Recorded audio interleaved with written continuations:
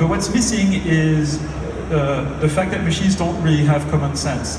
So the type of knowledge that machines learn is very narrow. It's very specialized for particular tasks that they've been trained on.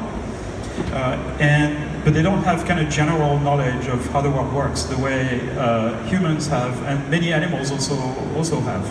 So things we can have today, we can, using supervised learning or reinforcement learning, we can train cars to drive themselves, we can train systems to recognize medical images or detect tumors in medical images, recognize obscure breeds of species of birds or breeds of dogs, better than most humans, or recognize faces and things like that. But when it comes to having a bit of common sense, the machines just aren't there. And it's due to the fact that we know how to train machines using supervised learning when we feed the machine the correct answer when we train it. So we show it the image of a car or an airplane, a dog or a cat, and then we tell it it's a car, an airplane, a cat or a dog. When it makes a mistake, it adjusts its own parameters so that next time we show the same picture, it will produce an output that's closer to what we want. Reinforcement learning is another mode which works really well for games. So we've seen examples of this for Go and chess. So our friends at DeepMind that built AlphaGo, AlphaGo Zero. More recently at Facebook, we released a piece of software called OpenGo, ELF OpenGo, which is kind of an open source Go playing engine. Which also is kind of superhuman in its performance. And reinforcement learning works well for this because you can let the machine play millions and millions of games against itself and then fine-tune the strategy that leads to a victory. But this kind of learning doesn't really work in the real world.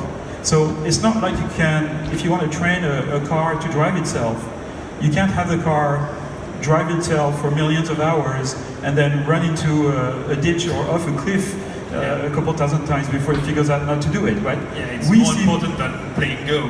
That's right. So we seem to be able to learn how to drive a car with something like 20 hours of training without ever having any accident, mostly, well, for most of us at least. So how do we do this with machines? We don't know. We don't have the technology yet. That's what we're working on. How do we get machines to learn by observing the world and by acting in it and learning sort of massive amounts of background knowledge about the world, intuitive physics, interactions with people and things like that. That's the notion you call common sense. We don't need to train a baby 1,000,000 times to understand the world around him. That's right. We don't have to let him fall 100 times before he learns. It does, but not as much as what is needed with deep learning now. That's right. So it's a big mystery. We're working with cognitive neuroscientists or developmental psychologists, one in particular here in Paris called Emmanuel Dupoux, who studies how children acquire language and speech and very basic concepts of intuitive physics, like understanding gravity, right? Before you are 6 months old, if we show a baby before 6 months old, an object that floats in the air, the baby is not surprised. That's the way the world works probably.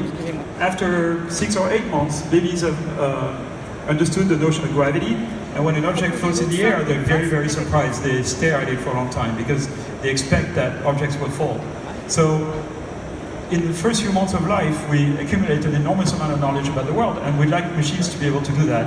And I personally believe this is how eventually machines will acquire common sense. But this is very much kind of speculative research at this point. Even for